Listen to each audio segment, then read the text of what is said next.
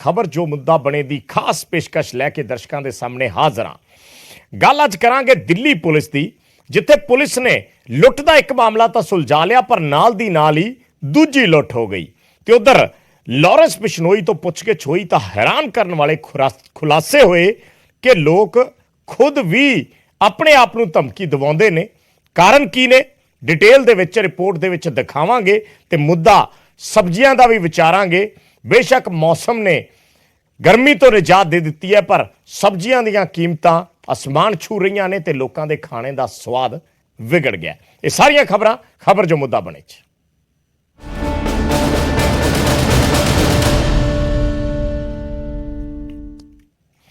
ਸ਼ੁਰੂਆਤ ਲਾਰੈਂਸ ਬਿਸ਼ਨੋਈ ਤੋਂ। NIA ਦੀ ਪੁੱਛਗਿੱਛ ਦੇ ਵਿੱਚ ਲਾਰੈਂਸ ਬਿਸ਼ਨੋਈ ਨੇ ਵੱਡੇ ਖੁਲਾਸੇ ਕੀਤੇ ਨੇ। ਸੂਤਰਾਂ ਦੇ ਮੁਤਾਬਕ ਪੁੱਛਗਿੱਛ ਦੌਰਾਨ ਲਾਰੈਂਸ ਨੇ ਦੱਸਿਆ ਹੈ ਕਿ ਕਈ ਸਿਆਸਤਦਾਨ ਤੇ ਬਿਜ਼ਨਸਮੈਨ ਖੁਦ ਧਮਕੀ ਦੇ ਲਈ ਉਹਨਾਂ ਨੂੰ ਪੈਸੇ ਦਿੰਦੇ ਨੇ ਤਾਂ ਕਿ ਉਹਨਾਂ ਨੂੰ ਸਿਕਿਉਰਿਟੀ ਮਿਲ ਸਕੇ।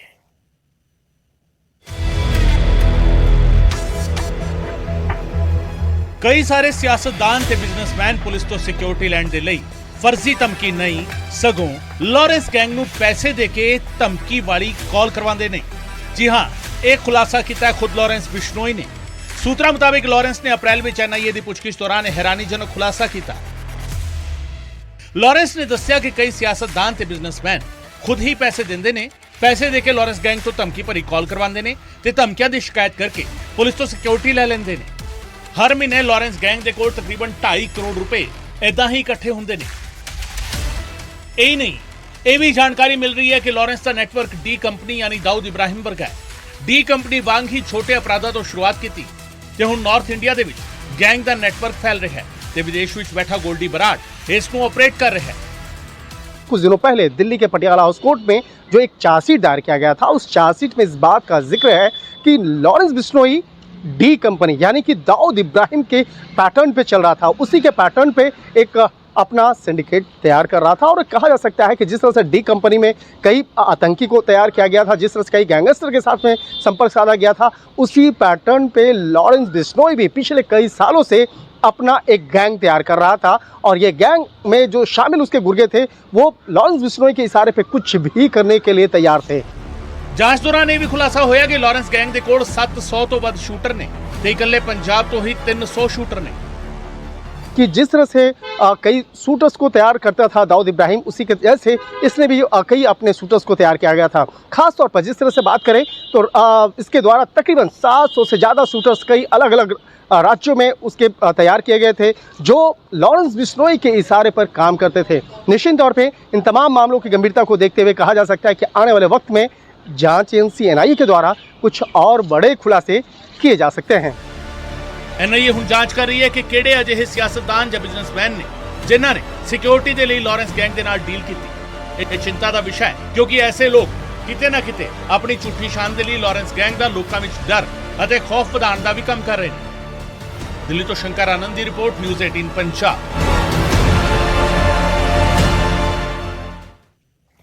ਤੇ ਗੱਲ ਦਿੱਲੀ ਪੁਲਿਸ ਦੀ। ਦਿੱਲੀ ਪੁਲਿਸ ਨੇ ਪ੍ਰਗਤੀ ਮੈਦਾਨ ਟਨਲ 'ਚ ਹੋਈ ਲੁੱਟ ਦੇ ਮਾਮਲੇ 'ਚ 7 ਮੁਲਜ਼ਮਾਂ ਨੂੰ ਗ੍ਰਿਫਤਾਰ ਤਾਂ ਕਰ ਲਿਆ, ਪਰ ਨਾਲ ਦੀ ਨਾਲ ਲੁੱਟ ਦਾ ਇੱਕ ਹੋਰ ਮਾਮਲਾ ਸਾਹਮਣੇ ਆ ਗਿਆ ਤੇ ਕਾਨੂੰਨ ਵਿਵਸਥਾ ਨੂੰ ਲੈ ਕੇ ਅਰਵਿੰਦ ਕੇਜਰੀਵਾਲ ਤੇ ਭਾਜਪਾ ਨੇਤਾ ਮਨਜਿੰਦਰ ਸਿਰਸਾ ਆਮੋ ਸਾਹਮਣੇ ਹੋ ਗਏ।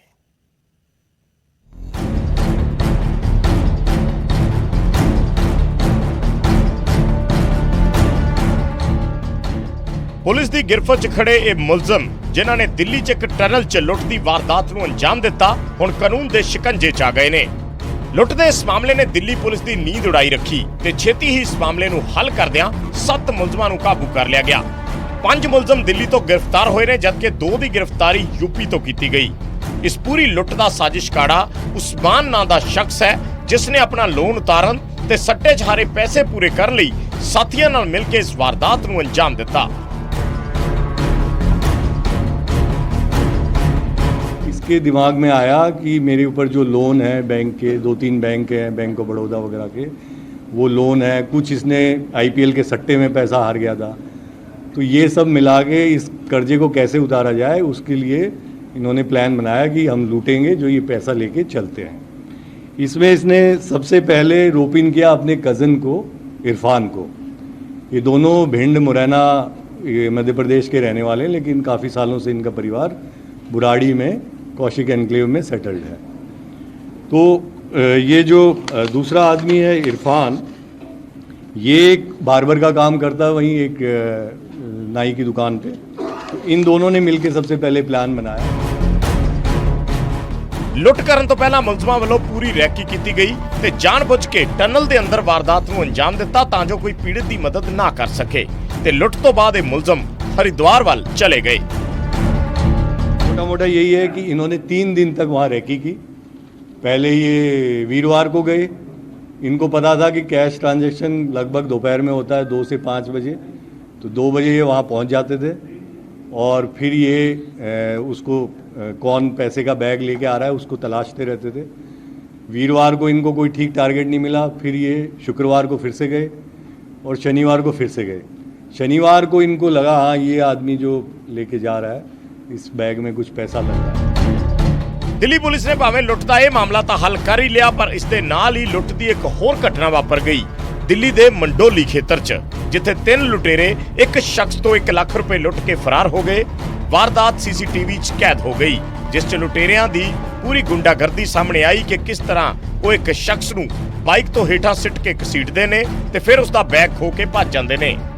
ਉਧਰ ਦਿੱਲੀ 'ਚ ਵਿਗੜੀ ਕਾਨੂੰਨ ਵਿਵਸਥਾ ਦੇ ਮਾਮਲੇ ਤੇ ਮੁੱਖ ਮੰਤਰੀ ਨੇ ਕੇਂਦਰ ਸਰਕਾਰ ਤੇ ਸਵਾਲ ਚੱਕੇ ਤਾਂ ਭਾਜਪਾ ਨੇਤਾ ਮਨਜਿੰਦਰ ਸਿਰਸਾ ਨੇ ਦਿੱਲੀ ਸਰਕਾਰ ਸਮੇਤ ਮੁੱਖ ਮੰਤਰੀ ਮਾਨ ਨੂੰ ਵੀ ਘੇਰਿਆ। मेरा ये कहना है कि ऐसा लगता है कि केंद्र सरकार के पास दिल्ली की लॉ एंड ऑर्डर सिचुएशन को इम्प्रूव करने के लिए कोई सॉलिड प्लान नहीं है। केवल मीटिंग्स बुलाने से काम नहीं चलेगा। मीटिंग्स बुलाना एक औपचारिकता है। दिल्ली के अंदर कल प्रगति मैदान जहां पे G20 होने वाला है, उसके सामने G20 प्रगति मैदान के अंडरपास में दिन दहाड़े गाड़ी रोक के और लूट के ले गए वो उसका बैग। हमने टीवी उसमें कैमरा में देखा। ऐसे तो ये तो जंगल राज हो गया है दिल्ली के अंदर। ऐसे लोग अपने आप को बहुत असुरक्षित महसूस कर रहे हैं। ਤੇ ਅਰਵਿੰਦ ਕੇਜਰੀਵਾਲ ਜੀ, ਮੈਂ ਤੁਹਾਨੂੰ ਯਾਦ ਕਰਾਉਣਾ ਚਾਹੁੰਦਾ, ਤੁਸੀਂ ਕਹਿੰਦੇ ਸੀ ਜਦੋਂ ਦਿੱਲੀ ਦੇ ਅੰਦਰ ਸ਼ੀਲਾ ਦੀਕਸ਼ਿਤ ਜੀ ਦੇ ਵੇਲੇ ਕੋਈ ਕ੍ਰਾਈਮ ਹੁੰਦਾ ਸੀ ਕਿ ਸ਼ੀਲਾ ਦੀਕਸ਼ਿਤ ਨੂੰ ਮੁੱਖ ਮੰਤਰੀ ਤੋਂ ਰਿਜ਼ਾਈਨ ਦੇ ਦੇਣਾ ਚਾਹੀਦਾ, ਕਿਉਂਕਿ ਮੁੱਖ ਮੰਤਰੀ ਦਾ ਬੜਾ ਵੱਡਾ ਰੋਲ ਹੁੰਦਾ ਹੈ। ਫਿਰ ਤੁਸੀਂ ਅੱਜ ਰਿਜ਼ਾਈਨ ਕਿਉਂ ਨਹੀਂ ਦਿੰਦੇ?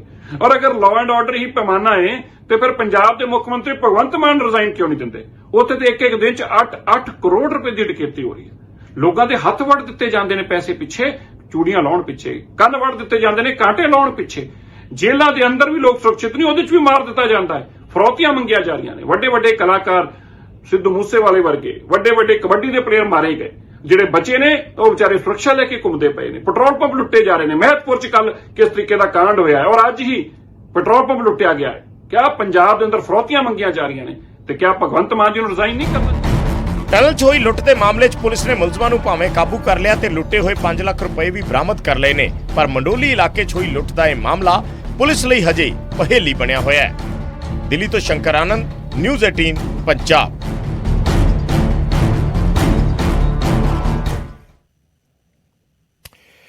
ਤੇ ਇੱਕ ਅੱਜ ਜ਼ਿਲ੍ਹਾ ਸ੍ਰੀ ਮੁਕਤਸਰ ਸਾਹਿਬ ਤੋਂ ਦਿਲ ਦਹਿਲਾਉਣ ਵਾਲੀ ਖਬਰ ਆਈ, ਜਿੱਥੇ ਇੱਕ ਭਰਾ ਨੇ ਆਪਣੀ ਛੋਟੀ ਭੈਣ ਦਾ ਕਤਲ ਕਰ ਦਿੱਤਾ। ਭਰਾ ਦੀ ਉਮਰ 19 ਸਾਲ ਸੀ ਤੇ ਭੈਣ ਦੀ ਉਮਰ 17 ਸਾਲ ਸੀ। ਪੱਠੇ ਵੱਢਣ ਵਾਲੇ ਟੋਕੇ ਦੇ ਨਾਲ ਭਰਾ ਨੇ ਆਪਣੀ ਭੈਣ ਦਾ ਗਲਾ ਵੱਢ ਦਿੱਤਾ। ਝੂਠੀ ਅਣਖ ਖਾਤਰ ਇਹ ਕਤਲ ਕੀਤਾ ਗਿਆ ਦੱਸਿਆ ਜਾ ਰਿਹਾ ਹੈ। ਮੁਕਤਸਰ ਦਾ ਪਿੰਡ ਫਕਰਸਰ ਹੈ, ਜਿੱਥੇ ਇਸ ਵਾਰਦਾਤ ਨੂੰ ਅੰਜਾਮ ਦਿੱਤਾ ਗਿਆ। ਵਾਰਦਾਤ ਵੇਲੇ ਘਰ ਦੇ ਵਿੱਚ ਕੋਈ ਮੌਜੂਦ ਨਹੀਂ ਸੀ। ਇਹਨਾਂ ਬੱਚਿਆਂ ਦਾ ਪਿਤਾ ਨਹੀਂ ਹੈ। ਮਾਂ ਖੇਤਾਂ ਦੇ ਵਿੱਚ ਝੋਨਾ ਲਾਉਣ ਗਈ ਹੋਈ ਸੀ ਤੇ ਪਿੱਛੋਂ ਪੁੱਤ ਨੇ ਇਸ ਵਾਰਦਾਤ ਨੂੰ ਅੰਜਾਮ ਦਿੱਤਾ। ਛੋਟੀ ਭੈਣ ਜੋ 17 ਸਾਲ ਦੀ ਸੀ, ਉਸ ਦਾ ਗਲਾ ਵੱਢ ਕੇ ਕਤਲ ਕਰ ਦਿੱਤਾ ਗਿਆ। ਅੱਜ ਸਾਨੂੰ ਮੈਸੇਜ ਮਿਲਿਆ ਕਿ ਕੁਲਵਿੰਦਰ ਸਿੰਘ ਰਵੀ ਨੇ ਪੁੱਤਰ ਸਰਜੀਤ ਸਿੰਘ ਆਪਣੀ ਭੈਣ ਅੰਜੂ ਕੌਰ ਦਾ ਮਰਡਰ ਕਰਤਾ, ਜੋ ਲੜਕੀ ਦੀ ਉਮਰ 17 ਸਾਲ ਆ ਤੇ ਉਹਦੇ ਭਾਈ ਜਿਹੜਾ ਮਰਡਰ ਕਰਨ ਵਾਲੀ 19 ਸਾਲ ਦੀ ਉਮਰ ਆ, ਉਹਨੇ ਪੱਠੇ ਕੁੱਤੇ ਨਾਲ ਟੋਕਾ ਉਹਦੇ ਨਾਲ 2 ਵਾਰ ਕਰਕੇ ਪਤਾ ਲੱਗਾ ਕਿ ਉਹਨੇ ਮਰਡਰ ਕਰਤਾ। ਸਰ, ਘਰ ਦੇ ਵਿੱਚ ਕੌਣ-ਕੌਣ ਮੌਜੂਦ ਸੀ ਜਿਸ ਸਮੇਂ ਘਟਨਾ ਹੋਈ ਹੈ? ਇਹ ਦੋਨੇ ਭੈਣ ਭਾਈ ਮੌਜੂਦ ਸੀ। ਇਹ ਦਰਾਨੇ ਪੁੱਛਗਿੱਛ ਪਤਾ ਲੱਗਾ ਵੀ ਇਹਦੀ ਮਾਤਾ ਜਿਹੜੀ ਇਹ ਝੋਨਾ ਲਾਉਣ ਗਈ ਸੀ ਤੇ ਸਵੇਰੇ ਘਰ ਦੇ ਵਿੱਚ ਇਕੱਠਾ ਪਰਿਵਾਰ ਸੀ। ਇਹਦੀ ਇੱਕ ਛੋਟੀ ਭੈਣ ਆ, ਇੱਕ ਦੀ ਮਾਤਾ ਜੀ, ਤੇ ਉਹਦੀ ਪਹਿਲਾਂ ਮੌਤ ਹੋ ਚੁੱਕੀ ਹੈ। ਸਰ, ਦੋਸ਼ੀ ਦੀ ਗੱਲ ਕਰੀਏ ਤਾਂ ਦੋਸ਼ੀ ਫਰਾਰ ਹੈ ਜਾਂ ਪਕੜ ਲਿਆ ਗਿਆ ਜੀ? ਇਹ ਤਫਤੀਸ਼ ਜਾਰੀ ਹੈ ਜੀ। ਦੌਰਾਨੇ ਦੂਜੀ ਜੋ ਤੱਥ ਸਾਹਮਣੇ ਆਉਣਗੇ ਉਹਦੇ ਦੌਰਾਨ ਹੀ ਕਾਰਵਾਈ ਕੀ ਅਮਲ 'ਚ ਲੈਂਦੀ ਜਾਏਗੀ। ਕੀ ਕਾਰਨ ਸੀ, ਕਿਵੇਂ ਹੋਇਆ, ਕੀ ਗੱਲਬਾਤ ਹੋਈ। ਸਰ ਵਜ੍ਹਾ ਕੀ ਸਾਹਮਣੇ ਆ ਰਹੀ ਹੈ ਜੀ? ਵਜ੍ਹਾ ਇਹਦੀ ਮੁੱਢਲੀ ਮਾਤਾ ਦੇ ਪੁੱਛਗਿੱਛ ਬਿਆਨ ਲਿਖ ਰਹੇ ਆ। ਮਾਤਾ ਜੀ ਦੱਸ ਰਹੀ ਹੈ ਵੀ ਇਹ ਆਪਦੀ ਭੈਣ ਤੇ ਕੋਈ ਸ਼ੱਕ ਕਰਦਾ ਸੀ। ਤੇ ਖਬਰ ਬਠਿੰਡਾ 'ਚ ਲੋਕਾਂ ਨੇ ਮੋਟਰਸਾਈਕਲ ਚੋਰੀ ਕਰਨ ਵਾਲੇ ਚੋਰ ਤੇ ਘਾਤ ਲਾ ਕੇ ਉਸ ਨੂੰ ਫੜਿਆ ਤੇ ਫਿਰ ਬੁਰੀ ਤਰ੍ਹਾਂ ਉਸ ਦੀ ਕੁੱਟਮਾਰ ਕੀਤੀ ਤੇ ਮੁੜ ਕੇ ਪੁਲਿਸ ਦੇ ਹਵਾਲੇ ਕਰ ਦਿੱਤਾ ਗਿਆ। ਦੱਸਿਆ ਜਾ ਰਿਹਾ ਹੈ ਕਿ ਚੋਰ ਜੇਲ੍ਹ ਤੋਂ ਜ਼ਮਾਨਤ ਤੇ ਬਾਹਰ ਆਇਆ ਹੋਇਆ ਸੀ।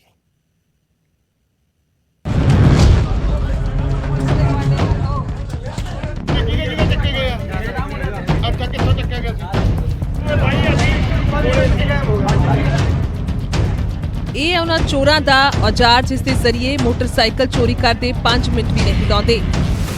ਮੋਟਰਸਾਈਕਲ ਲੈ ਕੇ ਫੁਰ ਹੋ ਜਾਂਦੇ ਨੇ।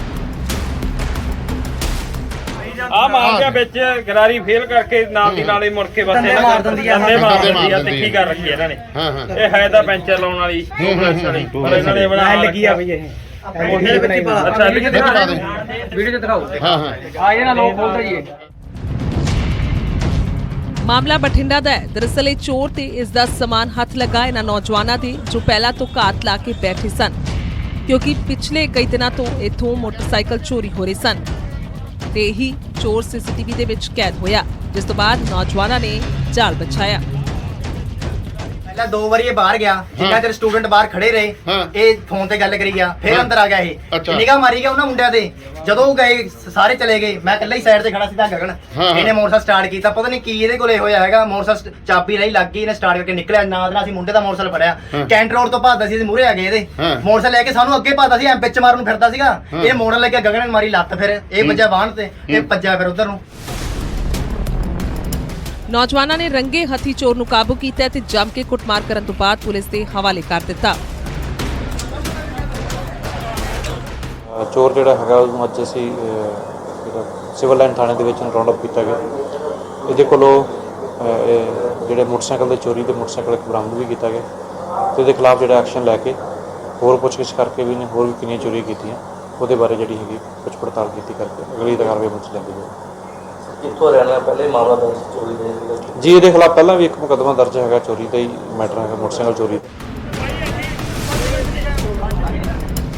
ਹਸਪਤਾਲ ਦੇ ਬਾਹਰ ਪਾਰਕਿੰਗ, ਮੰਦਿਰ, ਗੁਰਦੁਆਰਾ, ਸਬਜ਼ੀ ਮੰਡੀ, ਗਰਾਊਂਡ ਦੇ ਬਾਹਰ ਜਾਂ ਸ਼ਰੇਆਮ ਘਰਾਂ ਦੇ ਬਾਹਰ ਥਾਂ ਕੋਈ ਵੀ ਹੋਵੇ, ਸ਼ਰੇਆਮ ਵਾਹਨਾਂ ਦਾ ਚੋਰੀ ਹੋਣਾ ਧੜੱਲੇ ਨਾਲ ਜਾਰੀ ਹੈ। ਜ਼ਿਕਰਯੋਗ ਹੈ ਕਿ ਚੋਰ ਪਹਿਲਾਂ ਹੀ ਚੋਰੀ ਦੇ ਕਿਸੇ ਕੇਸ ਦੇ ਵਿੱਚ ਜ਼ਮਾਨਤ ਤੇ ਬਾਹਰ ਆਇਆ, ਜਿਸ ਨੂੰ ਮੁੜ ਪੁਲਿਸ ਦੇ ਹਵਾਲੇ ਕੀਤਾ ਗਿਆ ਤੇ ਪਹਿਲਾਂ ਦੇ ਚੋਰੀ ਦੇ ਮੋਟਰਸਾਈਕਲ ਨੂੰ ਵੀ ਬਰਾਮਦ ਕਰ ਲਿਆ ਗਿਆ। ਬਠਿੰਡਾ ਤੋਂ ਸੂਰਜਪਾਨ, ਨਿਊਜ਼ 18 ਪੰਜਾਬ। ਤੇ ਖਬਰ ਜਲੰਧਰ ਤੋਂ। ਜਲੰਧਰ 'ਚ ਦਿਨ ਦਿਹਾੜੇ ਹੋਈ ਕੁਝ ਲੋਕਾਂ ਦੀ ਕੁੱਟਮਾਰ ਦੇ ਮਾਮਲੇ 'ਚ ਪੁਲਿਸ ਨੇ ਐਕਸ਼ਨ ਲਿਆ ਤੇ ਇੱਕ ਮੁਲਜ਼ਮ ਨੂੰ ਕਾਬੂ ਕਰਕੇ ਸਲਾਖਾਂ ਦੇ ਪਿੱਛੇ ਭੇਜ ਦਿੱਤਾ।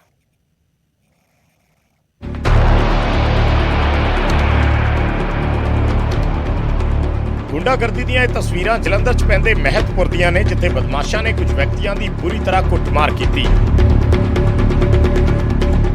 ਪੂਰੀ ਵਾਰਦਾਤ ਸੀਸੀਟੀਵੀ 'ਚ ਕੈਦ ਹੋ ਗਈ, ਜਿਸ 'ਚ ਨਜ਼ਰ ਆਉਂਦਾ ਹੈ ਕਿ ਇੱਕ ਚਿੱਟੀ ਗੱਡੀ ਸਾਈਡ ਮਾਰ ਕੇ ਬਾਈਕ ਸਵਾਰ ਵਿਅਕਤੀਆਂ ਨੂੰ ਡੇਗ ਦਿੰਦੀ ਹੈ ਤੇ ਗੱਡੀ 'ਚੋਂ ਕੁਝ ਲੋਕ ਤੇਜ਼ੀ ਨਾਲ ਉਤਰਦੇ ਨੇ ਤੇ ਫਿਰ ਬਾਈਕ ਸਵਾਰਾਂ ਦੀ ਕੁੱਟਮਾਰ ਕਰਦੇ ਨੇ।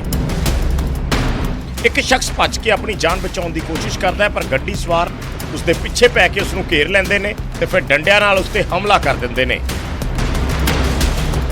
ਇਹ ਮਾਮਲਾ ਕੁਝ ਦਿਨ ਪਹਿਲਾਂ ਦਾ ਦੱਸਿਆ ਜਾ ਰਿਹਾ ਹੈ। ਪੁਲਿਸ ਨੇ ਕੇਸ ਦਰਜ ਕਰਕੇ ਇੱਕ ਮੁਲਜ਼ਮ ਨੂੰ ਗ੍ਰਿਫਤਾਰ ਕਰ ਲਿਆ ਤੇ ਕੁੱਟਮਾਰ ਦੇ ਇਸ ਮਾਮਲੇ ਨੂੰ ਆਪਸੀ ਰੰਜਿਸ਼ ਦਾ ਨਤੀਜਾ ਦੱਸਿਆ। ਜੋ ਮਹਿਤਪੁਰ ਥਾਣਾ ਦੀ ਜਿਹੜੀ ਵੀਡੀਓ ਵਾਇਰਲ ਹੋਈ ਹੈ, ਉਸ ਸੰਬੰਧੀ 2 ਤਰ੍ਹਾਂ ਦੀ ਆਪਸੀ ਨਿੱਜੀ ਰੰਜਿਸ਼ ਕਰਕੇ ਲੜਾਈ ਝਗੜਾ ਪਹਿਲਾਂ ਤੋਂ ਹੀ ਰਹਿੰਦਾ ਸੀ। ਇਸ ਵਿੱਚ ਜਿਹੜਾ ਮੁਕੱਦਮਾ ਨੰਬਰ 69 ਅਸੀਂ ਦਰਜ ਕਰ ਚੁੱਕੇ 308 ਸੈਕਸ਼ਨ 307 323 24 ਆਈਪੀਸੀ ਤਹਿਤ। ਜਿਹੜਾ ਮਦਈ ਮੁਕੱਦਮਾ ਗੌਰਵ ਉਹ ਆਪਣੇ ਦੋਸਤਾਂ ਦੇ ਨਾਲ ਮੋਟਰਸਾਈਕਲ ਦੇ ਮਹਿਤਪੁਰ ਅੱਡੇ ਵਿੱਚ ਲੰਘ ਰਿਹਾ ਸੀ ਤੇ ਉਹਨੂੰ ਦੂਸਰੀ ਧਿਰ ਨੇ ਰਸਤੇ 'ਚ ਆਪਣੀ ਗੱਡੀ ਲਾ ਕੇ ਉਹਨੂੰ ਰੋਕ ਕੇ ਉਹਨੂੰ ਕੁੱਟਮਾਰ ਕੀਤੀ ਤੇ ਉਹਦੇ ਸੱਟਾਂ ਲਾਈਆਂ ਤੇ ਉਹਦੇ ਨਾਲ ਦੇ ਸਾਥੀ ਦੇ ਵੀ। ਇਸ ਸੰਬੰਧੀ ਜਿਹੜਾ ਅਸੀਂ ਇੱਕ ਦੋਸ਼ੀ ਜਿਹੜਾ ਮਨਜੀਤ ਸਿੰਘ ਆ ਉਹਨੂੰ ਗ੍ਰਿਫਤਾਰ ਕਰ ਲਿਆ, ਬਾਕੀ ਦੋਸ਼ੀ ਵੀ ਜਲਦ ਗ੍ਰਿਫਤਾਰ ਕੀਤੇ ਜਾ ਰਹੇ।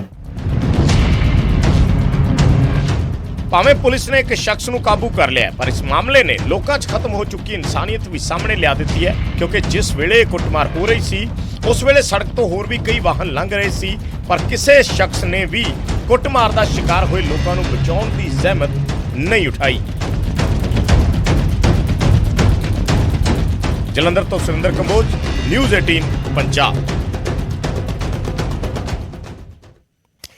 27 ਤੇ 28 ਜੂਨ ਦੀ ਬੱਸਾਂ ਦੀ ਹੜਤਾਲ ਨੇ ਜਿੱਥੇ ਪੂਰੇ ਪੰਜਾਬ 'ਚ ਲੋਕਾਂ ਨੂੰ ਗਰਮੀ 'ਚ ਸੁੱਕਣੇ ਪਾ ਦਿੱਤਾ ਹੈ, ਉੱਥੇ ਰੋਪੜ 'ਚ ਬੱਸ ਚੜ੍ਹਦਿਆਂ ਇੱਕ ਸਵਾਰੀ ਦੇ ਸੱਟਾਂ ਤੱਕ ਲੱਗ ਗਈਆਂ ਤੇ ਪੂਰੇ ਪਰਿਵਾਰ ਦੀ ਕੰਡਕਟਰ ਦੇ ਨਾਲ ਤਿੱਖੀ ਬਹਿਸਬਾਜ਼ੀ ਵੀ ਹੋਈ।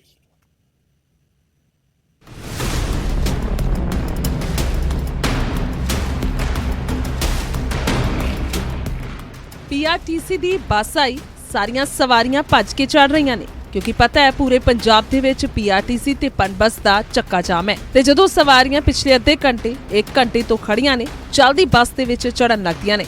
ਕੰਡਕਟਰ ਦੀ ਆਵਾਜ਼ ਆਉਂਦੀ ਹੈ, ਪਿੱਛੇ ਵਾਲੀ ਬਾਰੀ ਕਿਸਨੇ ਖੋਲੀ? ਸ਼ਖਸ ਚੜ ਜਾਂਦਾ ਹੈ, ਉਸ ਦਾ ਬੇਟਾ ਵੀ, ਪਰ ਉਸ ਦੀ ਪਤਨੀ ਹੇਠਾਂ ਰਹਿ ਜਾਂਦੀ ਹੈ ਤਾਂ ਬੱਸ ਫਿਰ ਕਿਸੇ ਸ਼ਖਸ ਨੇ ਚੱਲਦੀ ਬੱਸ ਦੇ ਵਿੱਚੋਂ ਛਾਲ ਮਾਰ ਦਿੱਤੀ। ਇਹ ਸਭ ਨਿਊਜ਼ 18 ਦੇ ਕੈਮਰੇ ਦੇ ਵਿੱਚ ਕੈਦ ਹੋਇਆ ਕਿਉਂਕਿ ਸਾਡੀ ਟੀਮ ਮੌਕੇ ਤੇ ਮੌਜੂਦ ਸੀ।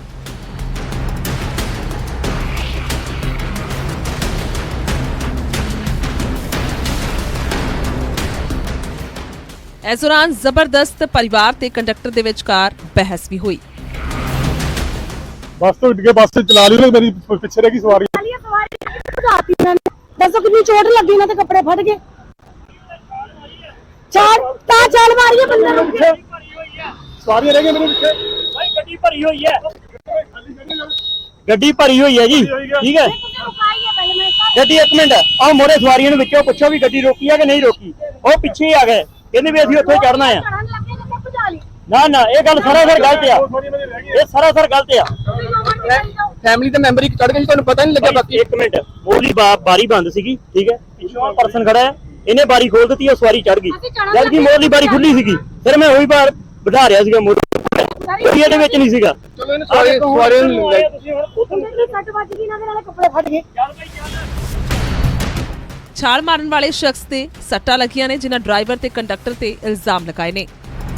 ਬੱਸ ਵੀ ਚੜ ਗਿਆ, ਮੇਰੀ ਫੈਮਿਲੀ ਪਿੱਛੇ ਰਹਿ ਗਈ, ਉਹਨੇ ਬੱਸ ਤੇਜ਼ ਕਰ ਲਈ, ਮੈਂ ਛਾਲ ਮਾਰੀ ਪੈ ਗਈ ਮੈਨੂੰ ਬੱਸ ਚੋਂ, ਮੈਂ ਗਿਰ ਗਿਆ, ਮੇਰੇ ਸੱਟਾਂ ਵੱਜੀਆਂ।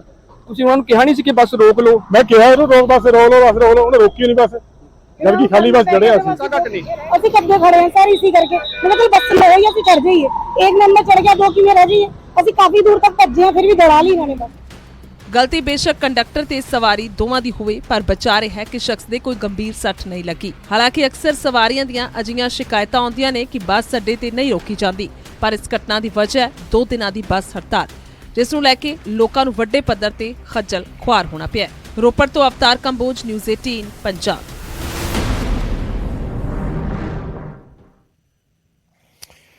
ਤੇ ਗੱਲ ਸਬਜ਼ੀਆਂ ਦੀਆਂ ਕੀਮਤਾਂ ਦੀ। ਦਰਅਸਲ ਮੌਸਮ ਦੇ ਵਿੱਚ ਬਦਲਾਅ ਹੋਇਆ, ਭਾਰੀ ਬਾਰਿਸ਼ ਹੋਈ, ਗਰਮੀ ਤੋਂ ਤਾਂ ਨਿਜਾਤ ਮਿਲੀ, ਪਰ ਪਹਾੜਾਂ ਦੇ ਵਿੱਚ ਬੁਰਾ ਹਾਲ ਹੋ ਗਿਆ ਤੇ ਉਸ ਬੁਰੇ ਹਾਲ ਦੇ ਚੱਲਦੇ ਮੈਦਾਨੀ ਇਲਾਕਿਆਂ ਦੇ ਵਿੱਚ ਵੀ ਸਬਜ਼ੀਆਂ ਦੀਆਂ ਕੀਮਤਾਂ ਅਸਮਾਨ ਨੂੰ ਛੂ ਗਈਆਂ। ਇੱਕਦਮ ਮਹਿੰਗਾਈ ਨੇ ਨਵਾਂ ਮੌਸਮ ਵਿਖਾ ਦਿੱਤਾ, ਹਰ ਆਮ ਤੇ ਖਾਸ ਵਰਗ ਪਰੇਸ਼ਾਨ ਹੈ। ਰਿਪੋਰਟ ਦਿਖਾਉਣੀ ਹੈ।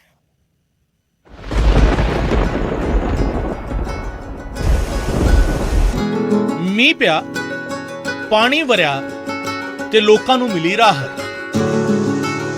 ਕਈ ਦਿਨਾਂ ਤੱਕ ਜਿਹੜਾ ਸੂਰਜ ਲਾਲ ਤੋਂ ਵੀ ਵੱਧ ਲਾਲ ਹੋ ਰਿਹਾ ਸੀ, ਠੰਡਾ ਪੈ ਗਿਆ। ਪਰ ਕੁਦਰਤ ਨੇ ਇਹ ਰੰਗ ਭਰ ਦਿੱਤਾ ਟਮਾਟਰ ਵਿੱਚ।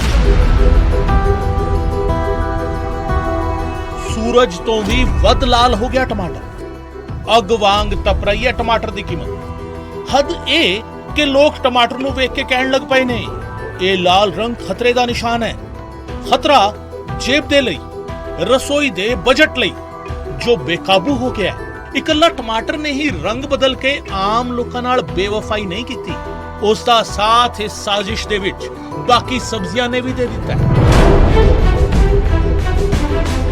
ਬੀਨਸ ਯਾਨੀ ਫਲੀਆਂ ਇਸ ਦੌੜ ਦੇ ਵਿੱਚ ਸਭ ਤੋਂ ਅੱਗੇ ਨਿਕਲ ਆਈਆਂ ਤੇ ਲੋਕਾਂ ਨੂੰ ਮਹਿਸੂਸ ਹੋ ਰਿਹਾ ਹੈ ਕਿ ਹਰੀ ਭਰੀ ਬੀਨਸ ਬੇਵਫਾ ਹੋ ਗਈ। ਹਰੀ ਸਬਜ਼ੀਆਂ ਸਿਰਫ ਸਬਜ਼ੀ ਦੀਆਂ ਦੁਕਾਨਾਂ ਤੇ ਹੀ ਦਿਖਣਗੀਆਂ, ਪਰ ਆਮ ਲੋਕਾਂ ਦੀ ਥਾਲੀ ਇਹਨਾਂ ਹਰੀ ਸਬਜ਼ੀਆਂ ਦੇ ਮਾਮਲੇ ਵਿੱਚ ਸੁੱਕੀਆਂ ਹੀ ਰਹਿਣਗੀਆਂ। ਟਮਾਟਰ ਦਾ ਇਹ ਟੈਰਰ, ਜਿਸ ਨੂੰ ਬਾਕੀ ਸਬਜ਼ੀਆਂ ਨੇ ਵੀ ਫੋਲੋ ਕਰਦਿਆਂ ਲਾਈਕ ਅਤੇ ਸ਼ੇਅਰ ਵੀ ਕਰ ਦਿੱਤਾ ਹੈ, ਇਹ ਸ਼ੁਰੂਆਤ ਹੋਈ 2 ਦਿਨ ਪਹਿਲਾਂ ਜਦੋਂ ਮੀਂਹ ਪੈ ਰਿਹਾ ਸੀ ਜੰਮ ਕੇ। ਲੋਕ ਖੁਸ਼ ਸਨ, खुश भी इन्ने कि सड़क ते ही डांस करन लग पए। पर ਇਹ ਖੁਸ਼ੀਆਂ ਸੈਲੀਬ੍ਰੇਟ ਕਰਨ ਤੋਂ ਬਾਅਦ ਜਦੋਂ ਘਰ ਗਏ ਅਤੇ ਸਵੇਰੇ ਉੱਠ ਕੇ ਮੰਡੀ ਪਹੁੰਚੇ ਸਬਜ਼ੀਆਂ ਲੈਣ ਤਾਂ ਖੁਸ਼ੀ ਦਾ ਖੁਮਾਰ ਉਤਰ ਚੁੱਕਿਆ ਸੀ। ਸਬਜ਼ੀਆਂ ਜ਼ਮੀਨ ਤੇ ਰੱਖੀਆਂ ਸਨ, ਕੀਮਤਾਂ ਆਸਮਾਨ ਛੂ ਰਹੀਆਂ ਸਨ। ਵੱਖ-ਵੱਖ ਸ਼ਹਿਰਾਂ ਦੇ ਵਿੱਚ ਸਾਡੇ ਸਹਿਯੋਗੀ ਵੀ ਲੋਕਾਂ ਦਾ ਹਾਲ ਜਾਣਨ ਗਏ ਤਾਂ ਕਿਤੇ ਅੱਖਾਂ ਬਾਹਰ ਆ ਗਈਆਂ। ਬਹੁਤ ਤਾਜ਼ੀਆਂ ਲੱਗਦੀਆਂ, ਬੜੀਆਂ ਸੋਹਣੀਆਂ ਲੱਗਦੀਆਂ, ਲੇਕਿਨ ਜਦੋਂ ਰੇਟ ਪੁੱਛੋ ਉਦੋਂ ਕਿਤੇ ਨਾ ਕਿਤੇ ਅੱਖਾਂ ਬਾਹਰ ਆ ਜਾਂਦੀਆਂ ਤਾਂ ਕਿਤੇ ਪਸੀਨੇ ਛੂਟ ਗਏ। ਸਬਜ਼ੀ ਲੈਣ ਆਉਂਦੇ ਨੇ ਕਿਤੇ ਨਾ ਕਿਤੇ ਰੇਟ ਦੇਖ ਕੇ ਇੱਕਦਮ ਅਚੰਭਿਤ ਹੋ ਜਾਂਦੇ ਨੇ। ਹਾਲਾਂਕਿ ਪਿਆਜ਼ 'ਚ ਕਿਸੇ ਤਰ੍ਹਾਂ ਦਾ ਕੋਈ ਫਰਕ ਨਹੀਂ ਹੈ, ਆਲੂ 'ਚ ਕਿਸੇ ਤਰ੍ਹਾਂ ਦਾ ਫਰਕ ਨਹੀਂ ਹੈ, ਲੇਕਿਨ ਜੇ ਆਪਾਂ ਗੱਲ ਕਰੀਏ ਜਿਹੜੇ ਪਹਾੜ ਤੋਂ ਹੈ, ਟਮਾਟਰ ਦੀ ਅਸੀਂ ਗੱਲ ਕਰ ਲਈਏ, ਗੋਭੀ ਦੀ ਅਸੀਂ ਗੱਲ ਕਰ ਲਈਏ, ਬੀਜ ਦੀ ਅਸੀਂ ਗੱਲ ਕਰ ਲਈਏ, ਇਹ ਜਿਹੜੀ ਸਬਜ਼ੀਆਂ ਨੇ ਜਿਹੜੀ ਪਹਾੜਾਂ ਤੋਂ ਆ ਰਹੀ, ਕਿਉਂਕਿ ਇਸ ਟਾਈਮ ਜੇ ਆਪਾਂ ਗੱਲ ਕਰੀਏ ਪਹਾੜਾਂ 'ਚ ਜਿਹੜਾ ਰਸਤਾ ਹੈ ਉਹ ਰੁਕਿਆ ਹੋਇਆ, ਜਿਹੜੀ ਫਲੱਡ ਕਰਕੇ ਜਾਂ ਬਾਰਿਸ਼ ਜਿਹੜਾ ਹੈਗੀ ਉਹ ਤੇਜ਼ ਕਰਕੇ, ਇਸ ਕਰਕੇ ਜਿਹੜੀ ਸਬਜ਼ੀਆਂ ਦਾ ਰੇਟ ਹੈ ਉਹ ਆਸਮਾਨ ਛੂੰਦਾ ਨਜ਼ਰ ਆ ਰਿਹਾ। ਸਾਡੇ ਪੱਤਰਕਾਰਾਂ ਦੀ ਹਾਲਤ ਇਹ ਸੀ ਤਾਂ ਆਮ ਲੋਕਾਂ ਦੇ ਬਿਆਨ ਤਾਂ ਤੁਸੀਂ ਸੋਚ ਹੀ ਸਕਦੇ ਹੋ। ਕੁਝ ਨੇ ਤਾਂ ਦਰਦ ਬਿਆਨ ਹੀ ਕਰ ਦਿੱਤਾ, ਨਹੀਂ ਖਾਵਾਂਗੇ ਟਮਾਟਰ, ਬਿਨਾਂ ਟਮਾਟਰ ਦੇ ਹੀ ਸਾਰ ਲਵਾਂਗੇ। ਅੱਜ ਫਿਰ ਕਿੰਨੇ ਟਮਾਟਰ ਲੈਣ ਦੀ ਸਲਾਹ ਹੈ? 80 ਰੁਪਏ ਕਿਲੋ ਦੇ ਹਿਸਾਬ ਨਾਲ। ਮੈਂ ਤਾਂ ਲੈਂਦੇ ਨਹੀਂ ਹੈਗੇ, ਕੀ ਕਰਨੇ ਨਾ ਗੰਡੇ ਕਿਵੇਂ ਦੇਖਦੇ ਹੋ ਰੇਟਾਂ 'ਚ ਤਾਂ ਵਾਧਾ ਰਹੂਗਾ, ਪਰ ਬਿਨਾਂ ਟਮਾਟਰ ਤੋਂ ਸਰੂਗਾ ਹੁਣ? ਸਾਰ ਲਾਂਗੇ ਬਿਨਾਂ ਟਮਾਟਰ ਦਾ, ਇੰਨਾ ਮਹਿੰਗਾ ਕਿਹੜਾ ਲਊਗਾ। ਕਾਫੀ ਹਰੇਕ ਜਿਹੜਾ ਆਮ ਜਨਜੀਵਨ ਆ ਉਹਦੇ ਵਿੱਚ ਤਕਰੀਬਨ ਕਾਫੀ ਫਰਕ ਪੈਂਦਾ ਹੈ, ਕਿਉਂਕਿ ਇਨਕਮ ਦੇ ਸਾਧਨ ਘੱਟ ਆ, ਮਹਿੰਗਾਈ ਦਰ-ਬਦਰ ਚੜ੍ਹਦੀ ਜਾ ਰਹੀ ਆ। ਸਬਜ਼ੀਆਂ ਦੀਆਂ ਕੀਮਤਾਂ ਨੇ ਜੀ ਕੱਢ ਦਿੱਤਾ। ਆਮ ਲੋਕਾਂ ਲਈ ਗਰਮੀ ਤੋਂ ਰਾਹਤ ਦੇਣ ਵਾਲਾ ਮੀਂਹ ਮਹਿੰਗਾਈ ਦਾ ਹੜ ਲਿਆ ਹੈ। ਅਜਿਹੇ ਵਿੱਚ ਰਸੋਈ ਦੇ ਬਜਟ ਦੀ ਡੁੱਬ ਰਹੀ ਬੇੜੀ ਨੂੰ ਕਿਹੜੀ ਇਮਦਾਦ ਬਚਾਵੇਗੀ, ਇਹ ਵੇਖਣਾ ਹੋਵੇਗਾ। ਸੰਗਰੂਰ ਤੋਂ ਚਿਰੰਜੀਵ ਕੌਸ਼ਲ, ਮੋਗਾ ਤੋਂ ਦੀਪਕ ਸਿੰਘਲਾ ਦੇ ਨਾਲ ਚੰਡੀਗੜ੍ਹ ਤੋਂ ਮਨੋਜ ਰਾਠੀ ਦੀ ਰਿਪੋਰਟ, ਨਿਊਜ਼ 18 ਪੰਜਾਬ। ਤਾਂ ਮਹਿੰਗਾਈ ਨੇ ਬੁਰਾ ਹਾਲ ਕਰ ਦਿੱਤਾ ਹੈ। ਬੇਸ਼ੱਕ ਅਸੀਂ ਮੌਸਮ ਨੂੰ ਇਸ ਨਜ਼ਰ ਨਾਲ ਦੇਖਦੇ ਹਾਂ ਕਿ ਮੌਸਮ ਨੇ ਗਰਮੀ ਤੋਂ ਨਿਜਾਤ ਦਿਲਾਈ ਹੈ, ਮੌਸਮ ਸੁਹਾਵਣਾ ਹੁੰਦਾ ਹੈ, ਫੋਟੋਗ੍ਰਾਫਸ ਦੇ ਵਿੱਚ ਚੰਗਾ ਲੱਗਦਾ ਹੈ, ਰੀਲਾਂ ਬਣਾਉਣ ਦੇ ਵਿੱਚ ਚੰਗਾ ਲੱਗਦਾ ਹੈ, ਸੋਸ਼ਲ ਮੀਡੀਆ ਤੇ ਆਪਣੇ ਸਟੇਟਸ ਅਪਡੇਟ ਕਰਨ ਦੇ ਲਈ ਚੰਗਾ ਲੱਗਦਾ ਹੈ। ਪਰ ਅਸਲ ਦੇ ਵਿੱਚ ਜਿਹੜਾ ਵਿਅਕਤੀ ਉਸ ਤੋਂ ਪਰੇਸ਼ਾਨੀ ਚੱਲਦਾ ਹੈ, ਜਿਹੜੇ ਲੋਕ ਪਾਣੀ ਖੜੇ ਦੀ ਵਜ੍ਹਾ ਨਾਲ ਖੱਜਲ ਖੁਆਰ ਹੁੰਦੇ ਨੇ, ਜਿਹੜੇ ਲੋਕ ਮਹਿੰਗਾਈ ਦੀ ਵਜ੍ਹਾ ਨਾਲ ਖੱਜਲ ਖੁਆਰ ਹੁੰਦੇ ਨੇ, ਉਹਨਾਂ ਦੇ ਲਈ ਵੀ ਇਹ ਇੱਕ ਵੱਖਰੀ ਤਸਵੀਰ ਪੇਸ਼ ਕਰਦਾ ਹੈ। ਸੋ ਖਬਰ ਜੋ ਮੁੱਦਾ ਬਣੇ 'ਚ ਫਿਲਹਾਲ ਇੰਨਾ ਹੀ। ਇੱਕ ਛੋਟਾ ਜਿਹਾ ਕਮਰਸ਼ੀਅਲ ਬ੍ਰੇਕ।